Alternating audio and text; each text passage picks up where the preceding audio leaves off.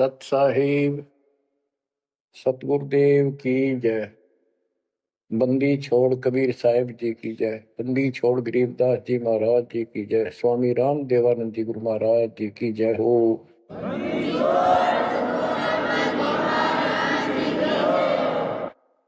सर्व संतों की जय, सर्व भक्तों की जय, धर्मी पुरुषों की जय। श्री काशी धाम की जय, श्री सुडानी धाम की जय, श्री क्रोथा धाम की जय, श्री बरवाड़ा धाम की जय। सत साहिब परम पिता परमात्मा कबीर जी की असीम कृपा से बच्चों, आज हमारे अंदर अपने घर जाने की प्रबल प्रेरणा हुई है। बच्चों, कोई भी काम है उसकी विशेष जानकारी होने के बाद उसमें रुचि बनती है। किसी प्रकार अब हमें पता चला है कि इस लोक में हम गलत स्थान पर रह रहे हैं, और आपको यह भी याद दिलाया जाता है कि ये शरीर नहीं रहेगा।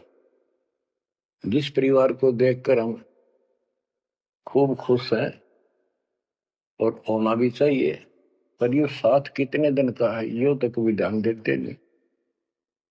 इसके ध्यान न देने से हम जन्म और मरण के इस महान कष्ट को भोग रहे हैं, इस महान कष्ट को झेल रहे हैं।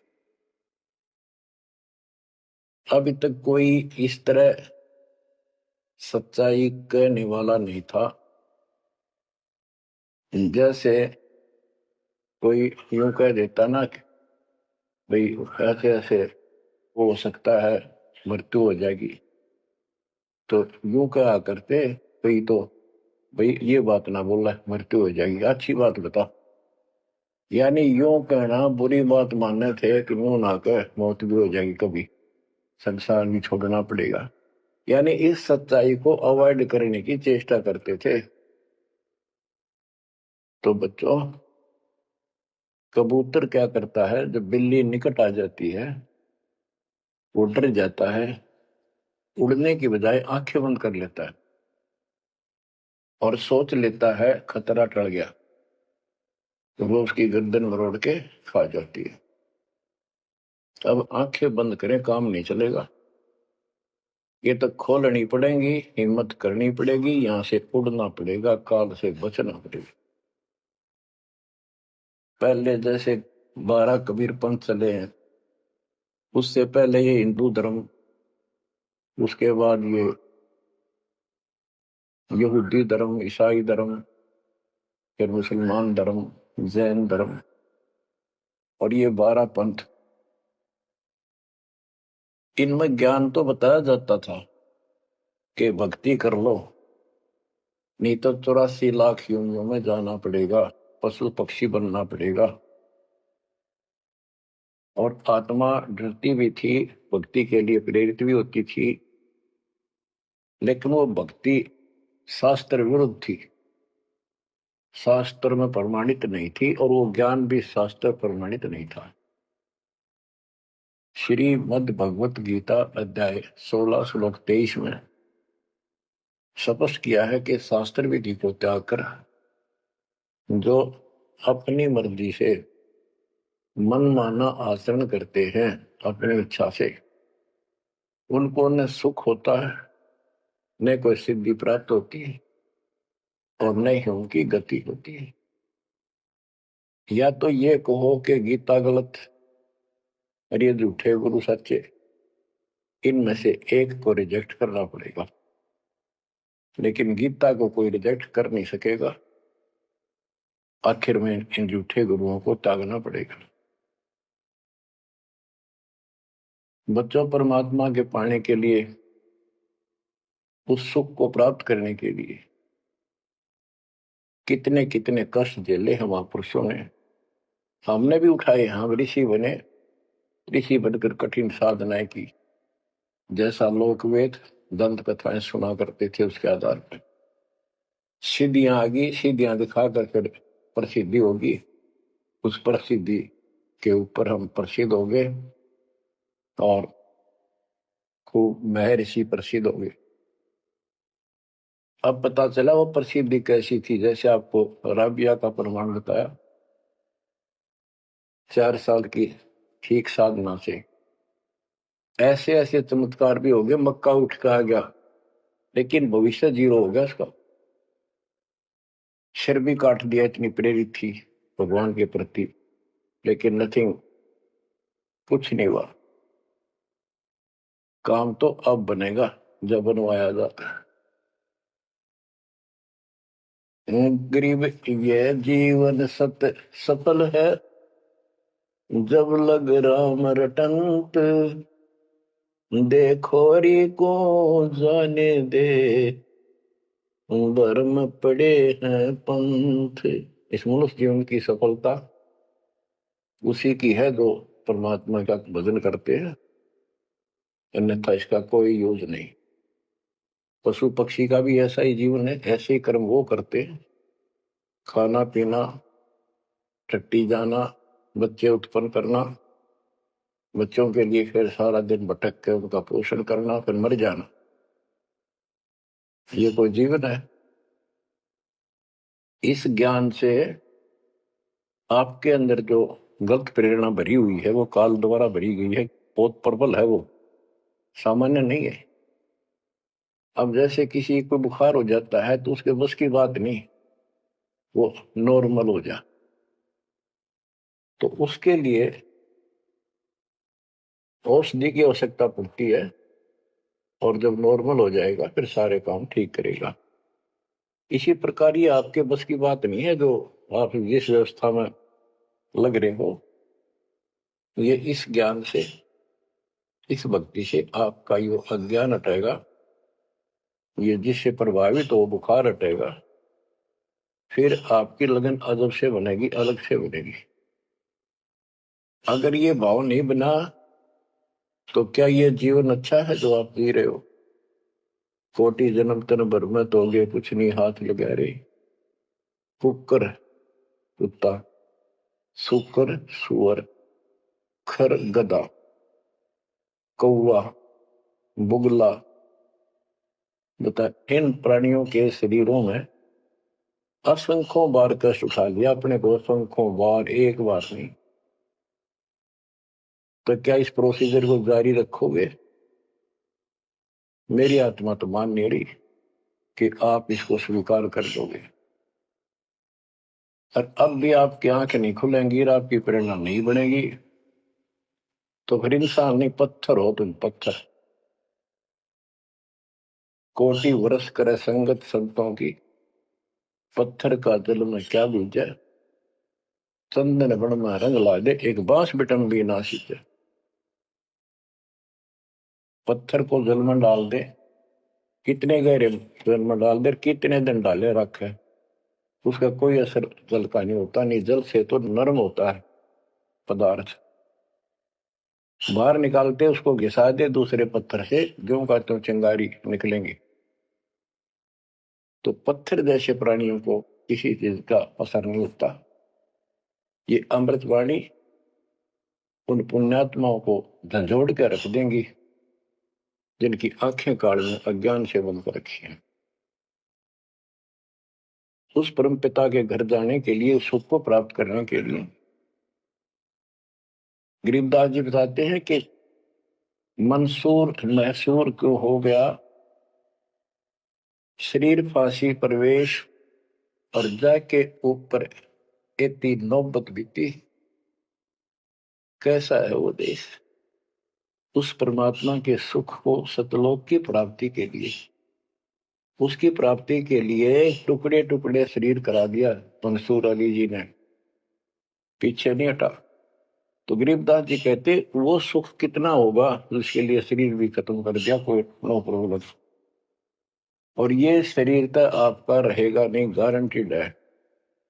इसलिए बार बार याद दिलाता हूं कि हमारे ऊपर नशा जबरदस्त कर रखा काल में। ये आपके बस की बात नहीं, ये तो ये एंटीबायोटिक आपको प्रेरित रखेंगे। आप भक्ति भी करोगे, बुराइयों से बचोगे, और अपने घर जाने की प्रबल इच्छा बनेगी। जहां आशा ता बासा होई, मन कर वचन सुमरियो सोई।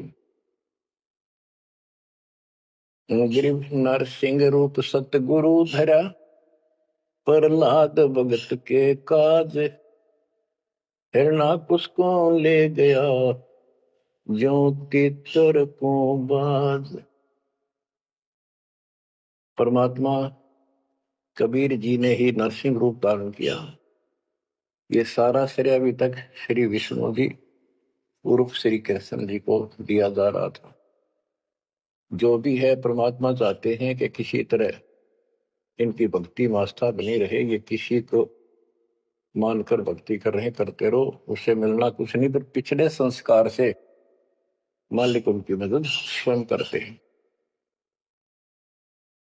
गरीब नामा का देवल फेरा, मुई जवाई गाय, पीड़ा मिट्टी संत की, छान छवाई आए।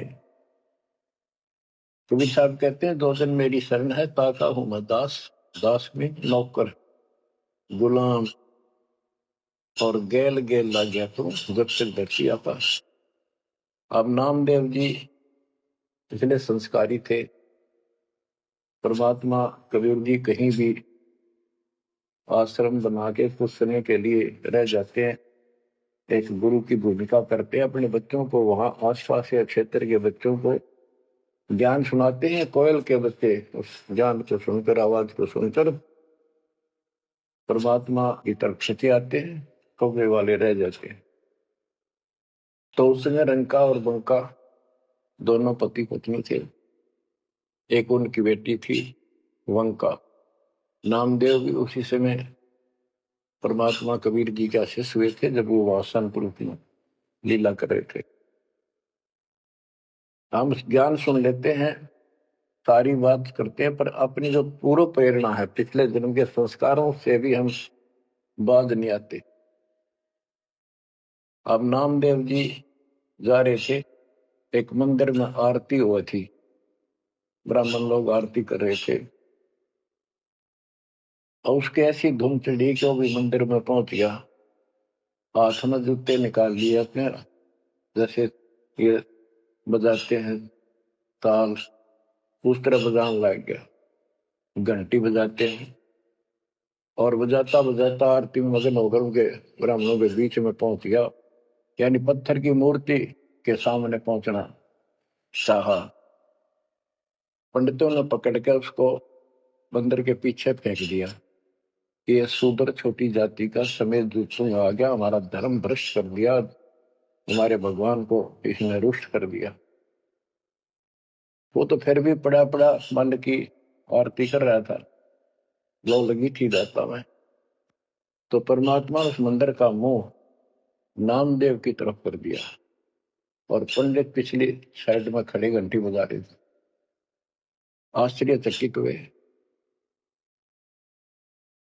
तो एक दिन नामदेव रंका बंका के घर गया, तो उस दिन वंका लड़की, रंका और वंका जंगल में लकड़ियां लेने गए हुए थे। पीछे वो लड़की अकेली थी, वह कोई पट्टी तैयार करे थी, जैसे किसी के चोट लग जाया करे, हल्दी वगैरह लगा कर।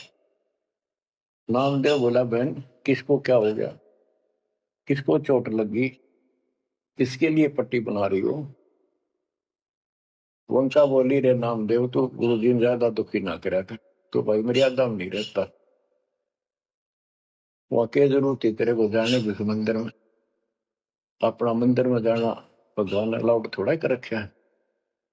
मानता नहीं तो तेरे लिए, तेरी इज्जत रखने के लिए गुरु जी तेरे मंदिर फेर गए थे, हाथा चोट लगी भाई, उनका पट्टी बांधे।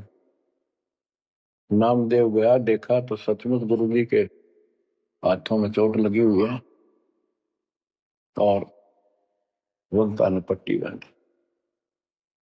तो बच्चों, हम भक्ति भी करते हैं, पर अपने संस्कार फिर भी कोई न कोई अड़ाए रखते हैं। ये परमात्मा को परेशान करते हैं। अब आ गया है कति पीक टाइम, अब ये बात नहीं चलेगी। पहले तो चलो को रह गए, कोई बात ना, पैर पकड़ लिए भगवान ने, अब क्या फिसल गया पैर, तो पता नहीं कहां पड़ोगे जाकर।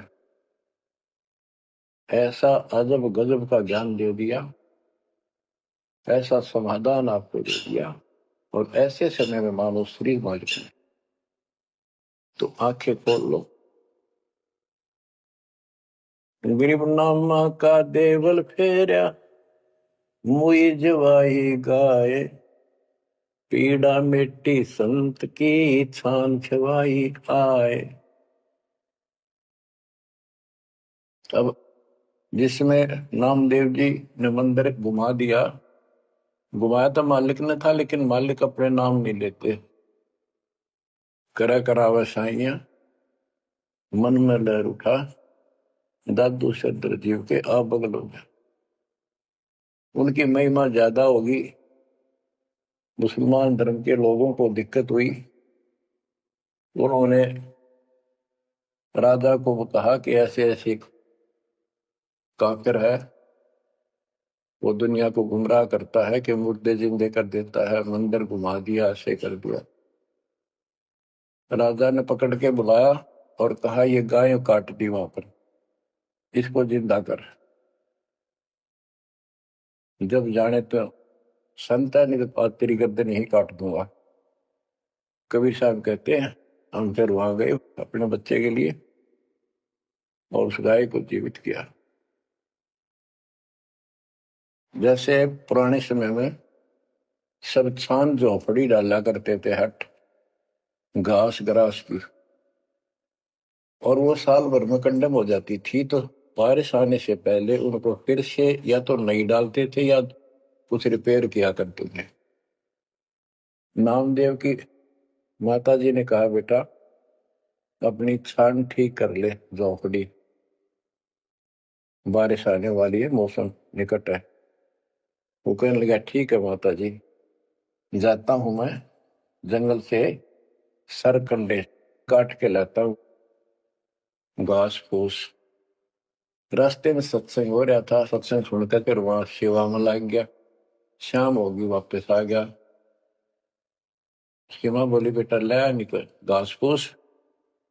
माँ ऐसे ऐसे सत्संग में चला गया, ध्यान नहीं रहा। अगले दिन फिर ऐसे ही।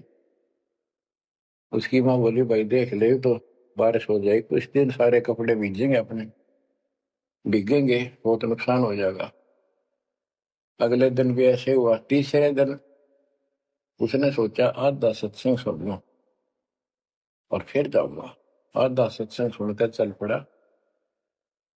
सत्संग तो फिर पूरा सुनना पड़ा उसने, फिर सेवा सेवा ना करी, अपना काम के लिए चल पड़ा। जल्दी जल्दी घास फूस काटने लगा, पैर में कुहाड़ी लगी, दांती लगी और ज्यादा चोट लगी। पैर के पट्टी बांधी, अपना कपड़ा वही ले रखा तो पाड़ के चदर। और उसी दिन परमात्मा ने नामदेव का रूप बनाया और खूब ये सरकंडे सिर पर धर के लाए, आके छान बना दी और डाल दी। नामदेव शाम को लंगड़ाता लंगड़ाता पहुंचा। माँ बोली के लग गया बेटा? मैंने बताया माँ ऐसे ऐसे आज भी ना लड़ पाया मैं तो। माँ उस झोपड़ी से आगे पहुंच गई, बेटे को तकलीफ सी देख के क्या लग गया बेटे का। माँ माफ करिए आज भी नहीं सामान जान पाया मैं तो, वो ऐसे ऐसे बन गई मेरे साथ। कोशिश करो था जल्दी जल्दी काटू, माँ दुख पाओगी। मेरे तो पैर में कुहाड़ी लगी है, दांती लगी, चोट लगी और चला भी नहीं जाता। माँ ठीक होती बनाऊंगा झोपड़ी। उसकी माँ उसके मुंह की तरफ देखे और कहा बेटा क्या बोल रहा है तू? तो अभी तो आया था झोपड़ी खुद बना के गया, बेटा क्या कह रही है, चोट कब लगी तेरे? नामदेव निकट आया, देखा ताकि झोपड़ी बना रखी है गजब के सरकंडे लाके। ऐसे तो आसपास की तो थे भी को नहीं, ऐसा घास फूस। नामदेव खूब रोया बैठे। माँ भगवान थे, परमात्मा थे वो तो बच्चों जो दिन मेरी शरण है ताका हूं मैं दास, गेल गेल लग गया जब तक धरती आकाश। ये किसी जन्म में भक्ति खूब करी थी जैसे इस युग में, और इस युग के फिसले हुए भक्ति गजब की रहती है, क्योंकि यह साधना शास्त्र रूप है। मोक्ष ना होता तब तक परमात्मा इनके साथ रहे, इनसे चमत्कार भी होते रहते, नाम भी हो जाता, पर काम तो ना बना, मोक्ष तो ना हो। तो ये जो ज्ञान आपको सुना जा रहा है, ये हर पहलू पर आपको सतर्क किया जा रहा है बच्चों। या तो इस भक्ति में छोड़ दो, रिया कति दृढ़ हो जाओ, कमर कस लो, अब के पीछा छुटवाना है। ये लल्लो पत्तो बहुत होली, केवल हम सुख मांगते हैं, धन मांगते हैं, बेटा ना तो बेटा मांगते हैं और धन संपत्ति मांगते हैं। ये तो बिना मांगे दे देगा, जब दिल डट गया आपका, दृढ़ रहे तो कोई भी काम है दृढ़ता के साथ होता है। कबीर साहब कहते हैं, कबीर धीरे धीरे रे मना, धीरे सब पूछो, माली सींचे सौ गुड़ा, फिर तो है फलो। आज पौधा बोया है आम का, अगले दिन नहीं लगेंगे फल उसके, महीने 20 दिन भी नहीं लगेंगे, वर्षों उसकी सेवा करनी पड़ेगी। एक बार पेड़ बन जाने दो, फिर देखना आपको छाया भी और फल भी इतने देगा, आप भी खाइयो, रिश्तेदारों को खिलाइयो। इसी प्रकार इस भक्ति रूपी पौधे को पेड़ बना लो। दास देख रहा है, दास ने शुरुआत जब की थी, उनकी क्या स्थिति थी मेरे भक्तों की, वो डटे रहे, टिके रहे, आज हर तरह से उबारा है, संसार से न्यारा है, और मोक्ष मिलेगा, जो जन्म मरण का कोड कटेगा। गरीब कबीर के 100 बंजारा हुआ, आप भक्ति के हेत काकर वोई जान के, धन्ना भगत के खेत। धन्ना भगत जी बहुत जबरदस्त भगत थे, बहुत जबरदस्त लगन लगी हुई थी उनकी। दया भाव संत में होती है। बारिश हुई, सभी किसान ज्वार बीजने चल पड़े, और तन्ना की पत्नी ने भी ज्वार दे दी, 5 किलो, पहले खेत में बो के आओ।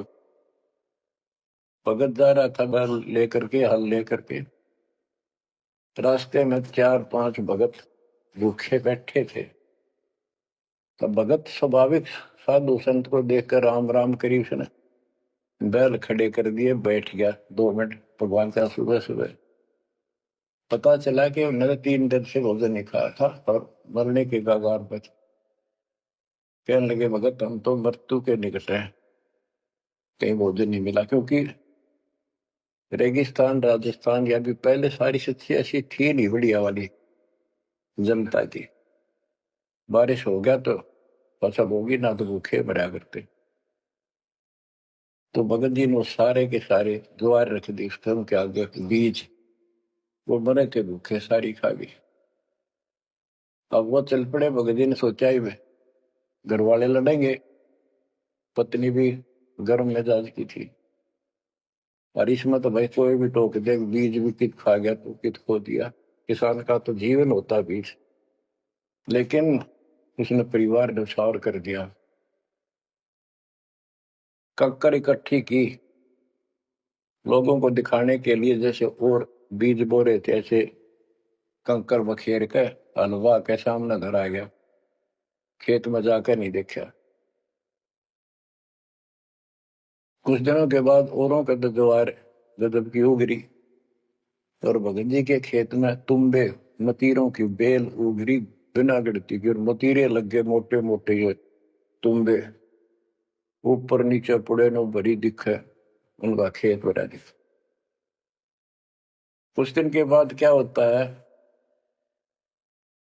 कि बारिश ना होने से उस क्षेत्र में अकाल जैसी स्थिति होगी, और ज्वार किसी का हुई, किसी की थोड़ी बहुत हुई, बिल्कुल नहीं हुई। तो वो तो बात की बातें हैं। किसी ने जाके धन्ना भगत की पत्नी को बता दिया कि तुमने ज्वार नहीं बोई। वह बोली, बोई, वो कहा हमारा भगत कि ना आपके तो मतीरे उग रहे हैं, ज्वार है ही नहीं। उसका दुख हुआ, ज्वार भी कित खा गया यो। तो वह गई, देखा सचमुच वहां तो मोटे मोटे मतीरे भरे पड़े। एक मतीरा यानी एक तुम्बा लेकर चल पड़ी। धन्ना भगत को पता था कि बात आज बिगड़ चुकी है। उसके बाहर जाते ही भगत वहां आ जाते थे, उसके रहते नहीं आते थे। वह जल्दी वापस आ गई। धन्ना भगत ने सोचा था शाम तक आओगी, तो भक्तों से कहा तुम जाओ, बात आज गड़बड़ है। सिर पर बतीरा रख रखा। आते उसने बतीरा शर्मा मारा धन्ना भगत का। धन्ना भगत जी ने थोड़ा बचाव किया तो धरती में लगकर फूट गया। फूटते उसमें ज्वार निकली जैसी बीज की साफ सुथरी भेजी थी। अब भगत जी तो टेढ़ा पड़ा, सर बचाया, और वह देवी देख रही थी, कभी धन्ना भगत को कभी ज्वार को। तो वह बोली ये कहां से आ गई ज्वार इसमें। धन्ना भगत नहीं बोला। वह फिर खेत में गई, वह ज्वार उठाकर अंदर रख ली। वहां जाके देखा कपड़ा बिछाकर मतीरे फोड़न लागी, ढेर लाग गया। गठड़ी बांध के चल पड़ी, ढोण लागी ज्वार। अरोरा की ज्वार कति कंडम सी होगी, वो ये को ना खड़ी तो रही, पर उसमें बीज नहीं बना, सूखी सूखी सी खड़ी। अब वह 5-6 गठड़ी ले आई भर भर का। भगत बोला जितनी अपनी होनी चाहिए थी ना तेरे खेत में उतनी रखना, ज्यादा ना लेना भगतमती ने। बोली तुम तो ऐसे करा कर, भगवान ने दी है सारी लाऊंगी। वह गठड़ी भर कर चाली। जब उसका कोटा पूरा हो लिया, वहां तक तब बहुत मरती आई, बाहर खूब लग गया। उतारी तो सारा फूस बना पाया। एक फेर लाई, वो भी नहीं हो गया। हार के बैठ गई। फिर धन्ना भगत के खेत में तुम्बों से द्वार निकला, गांव इकट्ठा हो गया। भगत बोला भाई अपनी बांट लो थोड़ी थोड़ी, तो सारे भूखे मर तो बच जाएगा गाँव। तो सब ने अपने हिसाब का थोड़ा थोड़ा ले लिया, और फिर भी उबरती रहेगी। बच्चों ये बातें कोई बनावटी नहीं है। जिनने भगवान के ऊपर समर्पण किया, जो भगवान पर समर्पित हुए, भगवान ने कभी उनका मारा नहीं। चारों युगों को देख लो हमने किसका रक्षा मारा। तो बच्चों ये महापुरुषों की जो कथाएं हैं आज अपने काम आऊंगी। आप एक बार लग कर देखो इस बार को, कोई जगह नहीं रहेगी आपको अगर मगर करने की। इस मन को कति परमात्मा हर तरह से संतुष्ट कर देगा। दास अपनी एक कथा बताओगा। हम सुनते थे कि द्रौपदी का चीर बढ़ा दिया भगवान ने, पर ये नहीं पता था क्यों बढ़ाया था। वो तो अब इस तत्व ज्ञान से निखार हुआ कि कबीर परमात्मा ने एक लीला करके उसका लीर ग्रहण किया कपड़ा, और उसके कारण बढ़ा था। तो किसी को कहते वो मानता नहीं था, ये कोई बात है, कैसे हो सकता, ऐसे नहीं हो सकता, वैसे नहीं हो सकता। हम भी मानते थे कि चल ना होगा, पर भगवान तो है और बहुत काम कर रखे हैं। और मन मानता था भगवान कुछ भी कर सकता है, क्योंकि आस्था जब भी बनती है जब ये भावना बढ़ जाएगी परमात्मा जो चाहे सो कर सके। इम्पॉसिबल वर्ड नहीं है उसकी डिक्शनरी। आपको बताता हूँ, नाम ले लिया, 2-3 साल हुए थे बस। 1988 में नाम लिया, 1989 की बात है। तो एक मकान बनाया, ऊपर मकान बना रखा है, उसके ऊपर एक गैलरी ही पे पूजा स्थल बनाया, 5.5 बाई 15 फुट का।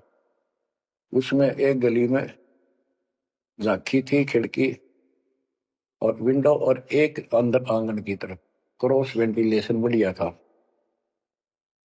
तो जल्दी के कारण मैं बने बनाए वो लिया जंगले पूजा स्थल, 2 मांझ कर उनको पेंट पेंट करके लगा दिया। उनमें शीशे भी लगे हुए थे। एक शीशा टूटा हुआ था, एक शर्फ खिड़की का, वो डबल होते।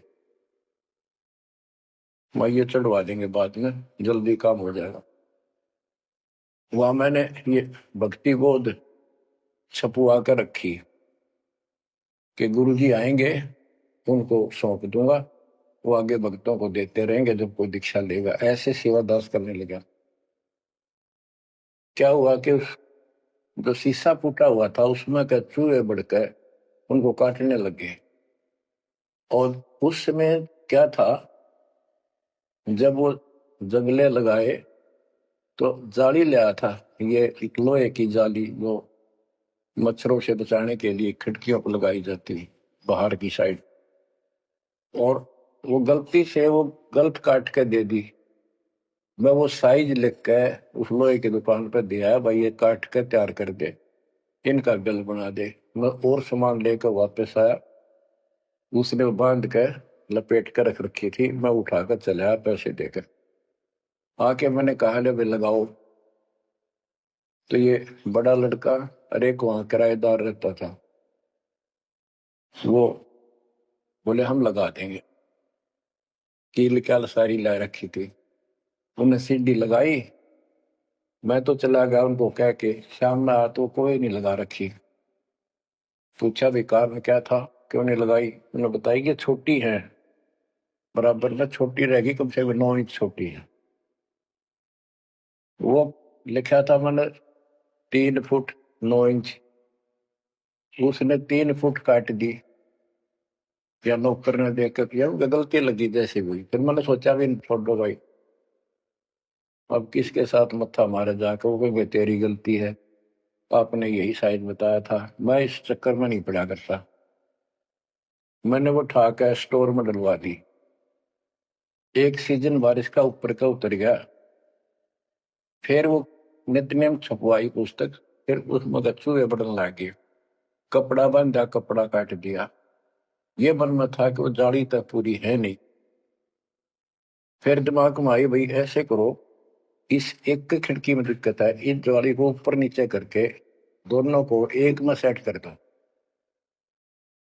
तो वही दोनों किराएदार, ये बड़ा लड़का, ये छोटा ही था, 14-15 साल का।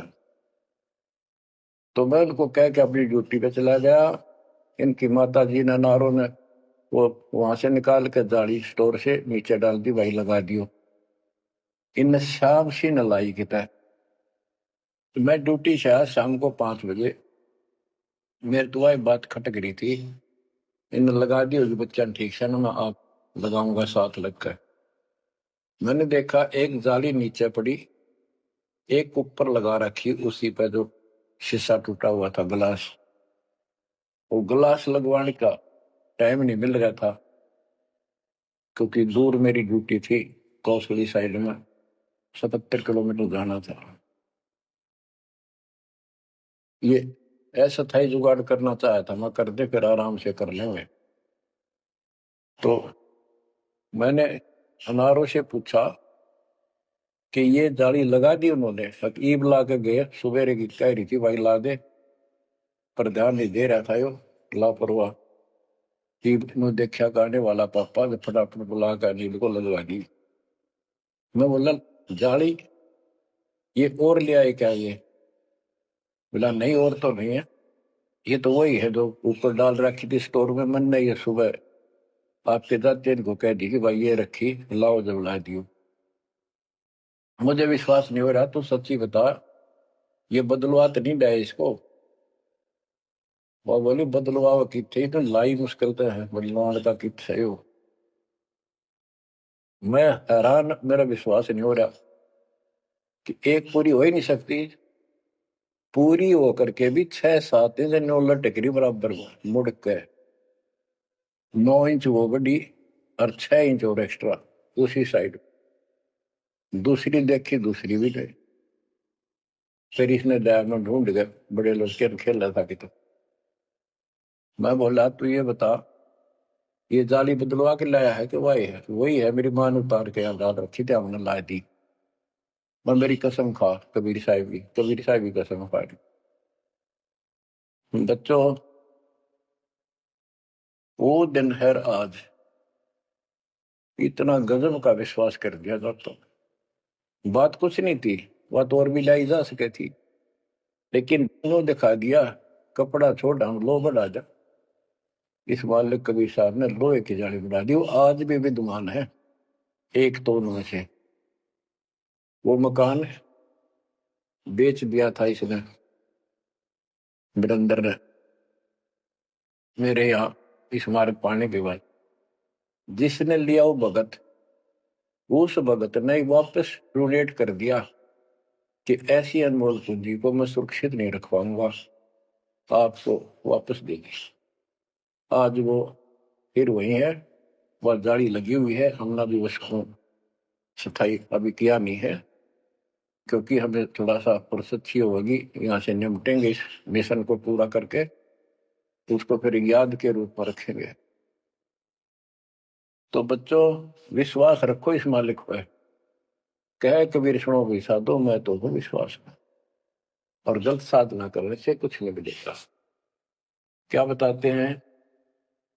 गरीब कबीर के सो बंजारा हुआ, आप भक्ति के हेत काकर बोई जान के, धन्ना भगत के खेत। वहां काकर से अन्न हुआ, कंकर से। वहां काकर से अन्न हुआ, वहां केसों से हुआ कबीर।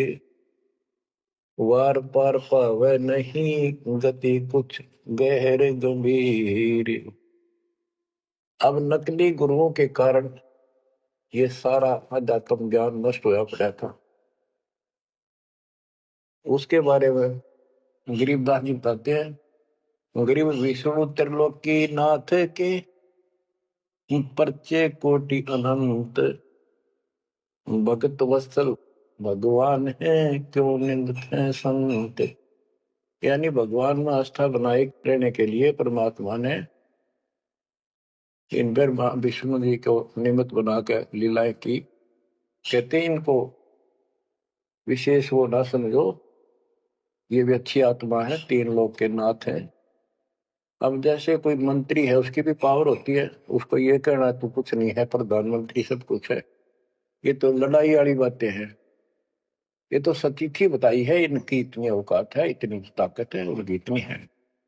इनसे हम दूर नहीं हो सकते और इनको एज ए ईस्ट पूज भी नहीं सकते कि ये करतार बने हुए हैं अपने आप। ये वो करतार नहीं जो होना चाहिए। गरीब करता ऊपर चोटे है, कहते हैं करतार, मूल लह नहीं मूर्खा गिनते हैं क्यों डारे। ओए होए, कि जितने करतार अपने आप बना रखे तुमने, राम कृष्ण विष्णु, ये फिर कितने बना रखे। कर्ता ऊपर चोट है, जो एक करतार को छोड़कर अन्य जो कर्ता बनते हैं उनकी दुरुक्ति होती है। रामचंद्र देख लो, सारी उम्र दुखी रहा और कर्ता बन रहा था, लोग भगवान के तो अभिमान लेता था, आजीवन कष्ट रहा। अंत में सरयू नदी में जल समाधि ली, डूब कर मरा। कृष्ण जी सारी उम्र दुखी रहा, सुख का सांस कभी नहीं, कभी कंस, कभी केसी, कभी चाणूर, कभी कुछ पूतना, और आखिर में दुर्वासा के श्राप से कुल उनके सामने नष्ट हो गया। जिसका कुल सामने मरे है और पश्चात वो जीव है, सबसे निर्भाग आदमी है। सब कष्टों को देख कर रो रो के टाइम काटा, आखिर में एक विषाक्त तीर से मारेगा, विषाक्त जहर से बुझे हुए एरो तीर से मारेगा। अब क्या बताते हैं, गरीब करता ऊपर चोटे है, कहते हैं करता रे, मूल लह नहीं मूर्खा गिनते हैं क्यों डारे। के मूल की पूजा क्यों नहीं करते, डालियों में क्यों गिनते फिर हो तुम, कितने भगवान है, कितने टहनी है। मूल से सब कुछ होता है। गरीब सतगुरु साहिब एक है, दूजा ब्रह्म विरोध, बिन सतगुरु सूझे नहीं, चाहे पढ़ो 18 बोध। गरीब गल गोटा गुरु आखने, फांसी दे अड़ाए, द्वादश तिलक बनाए कर चंपुर दे धकाए।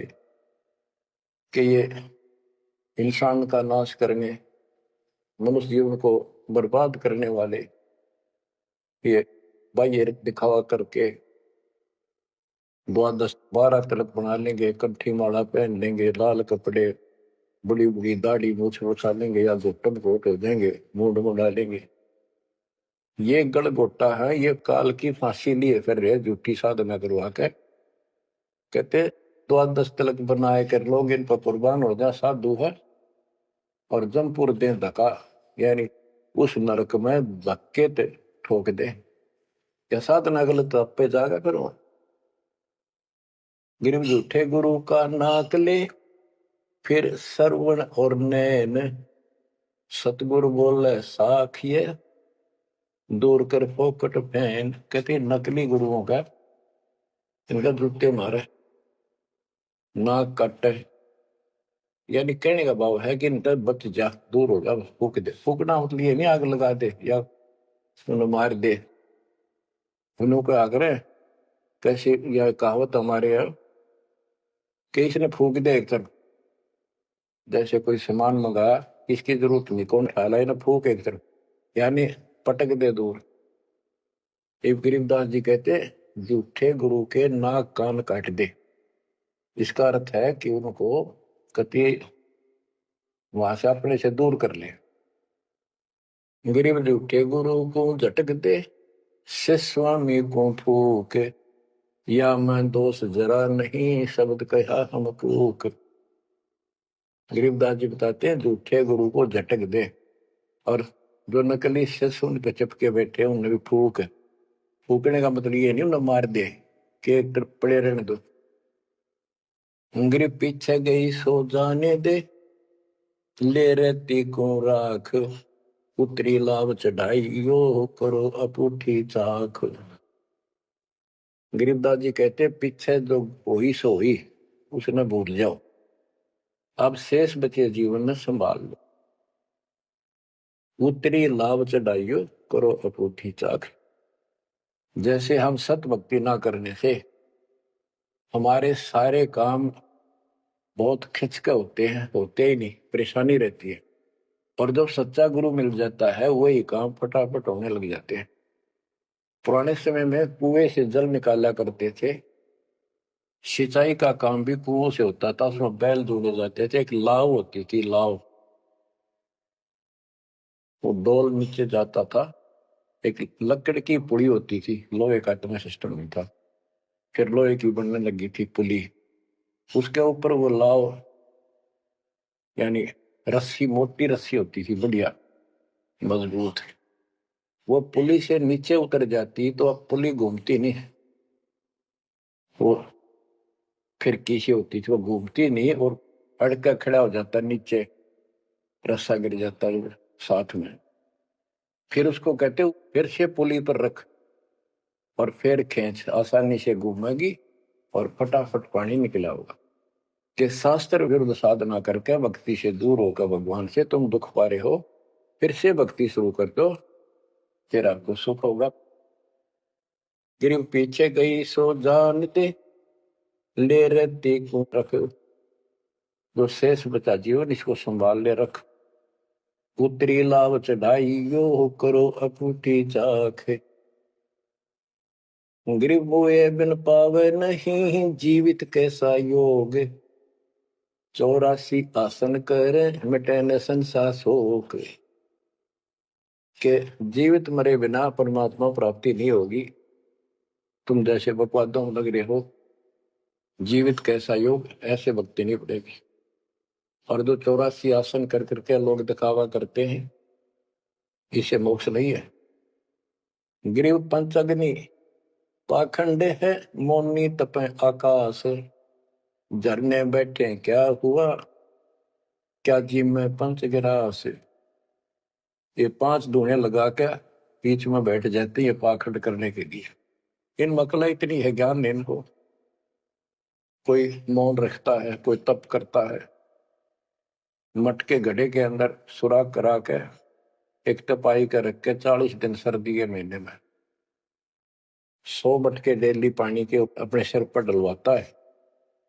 और वो बड़े बड़े गांव के लोग उस पाखंडी के चारों तरफ परिक्रमा करते हैं। और कोई कहे मैं सिर्फ 5 गिलास खाया करूं, ज्यादा खाता नहीं। इस तरह के ड्रामाबाजी से अट्रैक्ट करते पब्लिक को, पल्ला कुछ नहीं। गरीब दूधा धारी शब्द है, पान फूल फल खाई, घट में नाम न संचर, ये बंधे जमपुर जाई। कई बताते हैं एक बाबा है, दूध दूध पिया है, बड़ा शब्द है, दूध दाधारी बोल रहे हैं, और केवल कभी फल खा लेता है, कोई फूल फल ही खाता है। तो गरीबदास जी कहते, गरीब दूध दाधारी शब्द है, ये पान फूल फल खाई, घट में नाम न संचर, बंधे जमपुर जाई। सच्ची भक्ति है नहीं, सीधे नरक में जाएंगे। गरीब चुंडित मुंडित भद्रा, मोनी मैल न पावे, धूमर पान ठडेसरी, ये दो जग धक्के खा। गरीब योग नहीं यो रोग है, जब लग निज नाम न चीन, घर घर द्वारे भटकते, भेख बिना यकीन। गरीब भेख लिया तो क्या हुआ, जब लग नहीं विवेक, तीन काल निपजे नहीं, नहीं मिटे कर्म रेख। के चुंडित मुंडित, जैसे बड़े बड़े सिर पर जटा रख रखी है, दाढ़ी बंडवारी, माला मोला पहन गए, बाहर भाई ड्रामा फूल कर रखा है, लाल कपड़े पहन रखे, या कति गोट करवा रखा है, मुंड मुंडवा रखा है। कहते हैं इनसे कुछ नहीं मिलना, कोई मौन रखते हैं। गरीब चुंडित मुंडित भद्रा, मोनी मैल न पावे, धूमर पान ठडे श्री, ये दो जग धक्के खाओ। ये धूमर पान करें, नशे करें, सुल्फे की मारे चलम भर कर ढूंढ उठा दे, ठडे श्री खड़े होकर तप करते, कहते दो जग में धक्के खाओगे, नरक में जाएंगे।